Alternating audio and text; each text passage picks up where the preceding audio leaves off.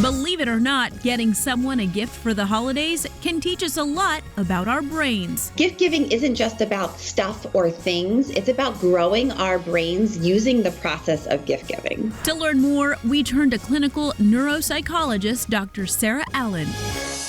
First of all, Dr. Sarah says gift giving starts as a listening game. You want to listen to what someone wants, what they read, what they wear, and you really want to get to know who they are and what they're looking for.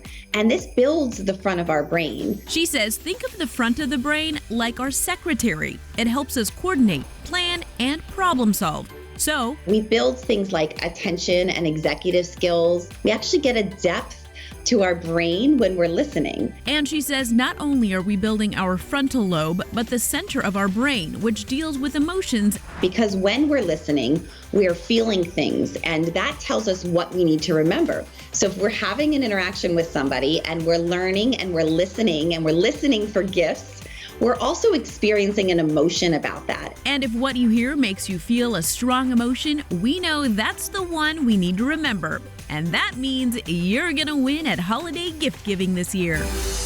Next, she says in order to give a thoughtful gift, we need to be able to take another person's perspective. This really builds the empathy components of our brain. Things like understanding what another person is thinking or feeling. We call that theory of mind in neuropsychology, and that is a really high-level skill. For instance, when you see really young kids, you see that they want to give you what they want to get.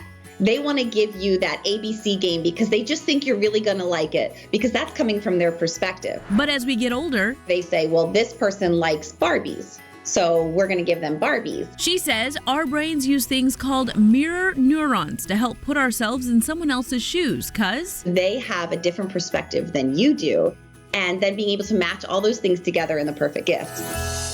Finally, Dr. Sarah says it's all about a shared experience. We want to share in the experience of opening that gift, and that's going to actually shoot chemicals to our reward center of our brain, just like it will the person we're giving the gift to. This is something as simple as looking at the picture that we know our friend is looking at. Or we can go a step further and give them something you can share together at a later date. For example, for younger kids, can be things like aquarium passes. It can be things like robotics club.